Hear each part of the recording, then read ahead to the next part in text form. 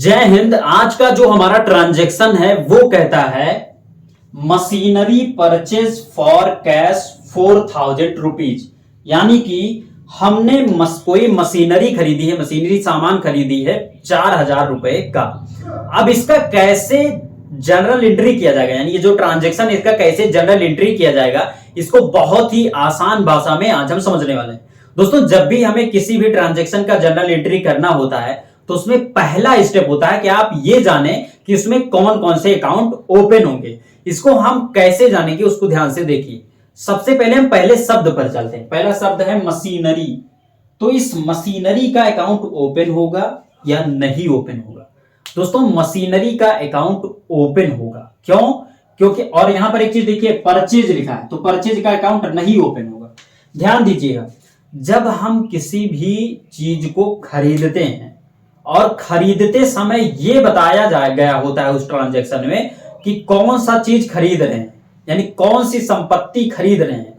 यानी कि अगर आपके ट्रांजैक्शन में संपत्ति का नाम दिया गया है जिसको आप खरीद रहे हैं, तो उस समय आप परचेज का अकाउंट ना ओपन कर उस मशीनरी या उस जो आपकी संपत्ति है उस संपत्ति के नाम का अकाउंट आप ओपन करेंगे। तो यहां पर बताया गया है कि मशीनरी हम खरीद रहे हैं, अर्थात यहां पर मशीनरी अकाउंट ओपन किया जाएगा, ना कि परचेज अकाउंट ओपन किया जाएगा। अगर यही मशीनरी ना लिखा होता, यहां पर लिखा गया होता है गुड्स परचेज लिखा गया होता, तो यहां पर क्या हो जाता, माल खरीदा।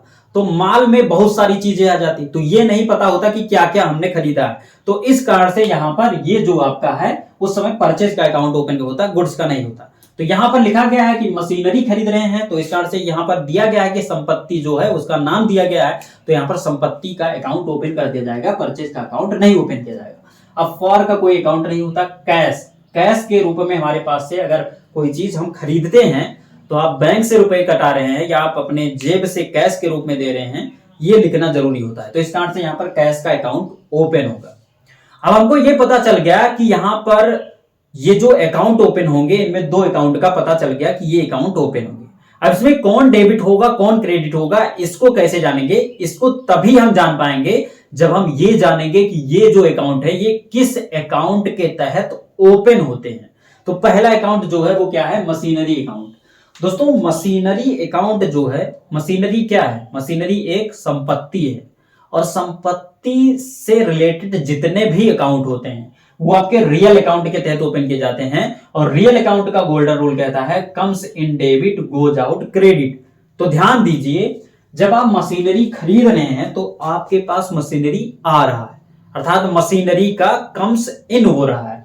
तो यहां पर कम्स इन होने के कारण ये हो जाएगा डेबिट। तो इस कार्ड से ये क्या हो गया? मशीनरी अकाउंट डेबिट हो गया।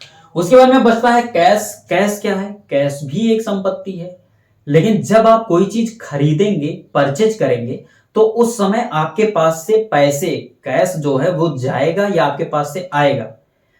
आपके पास से पैसे जाएंगे, क्योंकि जब आप कोई चीज खरीदेंगे तो आप पैसे उसके बदले में देंगे।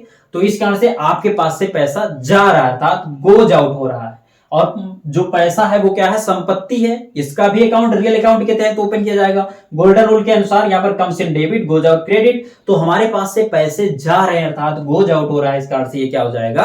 क्रेडिट हो जाएगा। तो ये आपका हो गया क्रेडिट। तो अब हमें पता चल गया एक डेबिट होगा एक क्रेडिट होगा। इसको कैसे लिखा जाएगा इसको भी बहुत ही आसानी से समझ लेते हैं। पहले डेबिट वाले पक्ष को लिखते हैं, तो हम लिखेंगे बाई मशीनरी अकाउंट डेबिट कितना? 4,000 रुपीज। 4,000 रुपीज।